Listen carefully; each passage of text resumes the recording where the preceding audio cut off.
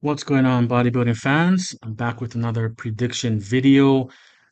Upcoming, we have the 2022 Texas Pro in Dallas. So let's get into my predictions. So we have a pretty big lineup with 20 guys. A lot of these guys competed last week in Tampa. So this is my top five in no particular order. Kamal, Quentin Beastwood, Steve Koklow, Joe Mackey, and Andrew Jacked. In fifth place, I have Joe Mackey. Joe is coming off of an impressive fourth place finish last week in Tampa.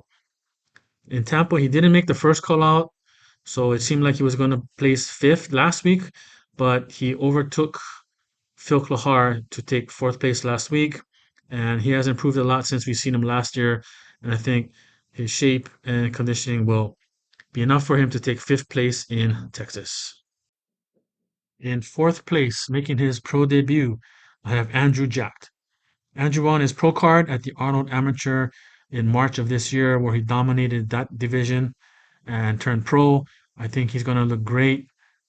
He's made some improvements. He's a taller guy, but he put on some size since then.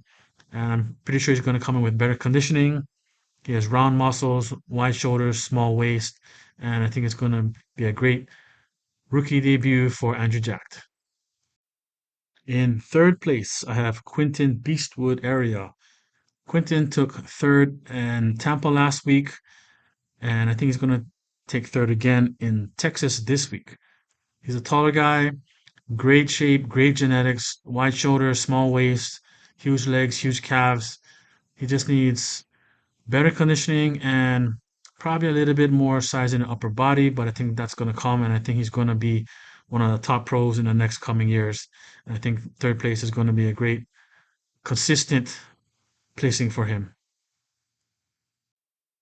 In second place, I have Kamal Er. Kamal took second last week in Tampa as well. A lot of people thought he should have won the show. I thought he looked good enough with his trademark conditioning, enough to win the show last week as well. But I guess size does play some factor in bodybuilding because this is bodybuilding. But I think he's going to be in pretty much similar shape and conditioning as he was last week, and he's going to take second place. And in first place, I have Steve Koklow. We last saw Steve compete earlier this year at the Arnold and Boston Pro, where he took third at both shows. And I think his showing at the Arnold was the best we've ever seen him.